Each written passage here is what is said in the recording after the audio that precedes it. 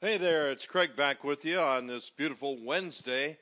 I was thinking a lot was said yesterday about the Clemson-Alabama game, the greatest one ever. A lot of the sporting types in the national realm calling it the greatest game ever, or at least one of the greatest games. Some said it was the greatest. I'd certainly put it in a great category, and I'm not good at suggesting which is the greatest game ever seen, but I would have called it the longest game I'd ever seen.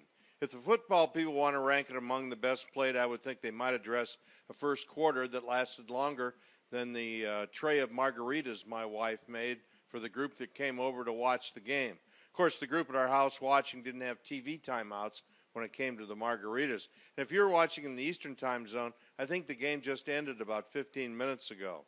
I, despite the closeness of the game, found myself thinking the game clock must be stuck.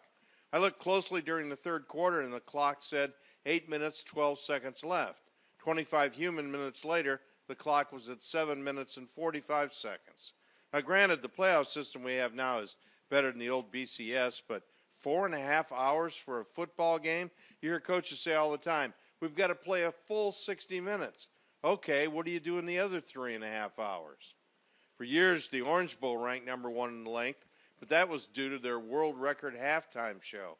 Every kid in Miami, it seemed, was dressed in a costume, dancing by and for the TV cameras. And then the food ran out in the press box. Man, there's nothing like a bunch of angry reporters. Missing a deadline on an empty stomach can be a very dangerous situation. Reporters now can miss a deadline. They just shove their print story to the internet side of the company. My Chronicle this morning had no game story because the game lasted until the print ran out. The paper, instead of a blow-by-blow on Tuesday, told the long-suffering readers to check it out on cron.com. I was pretty sure there wasn't a final yet on the internet either. Go Rockets. It's Craig Roberts on click2houston.com.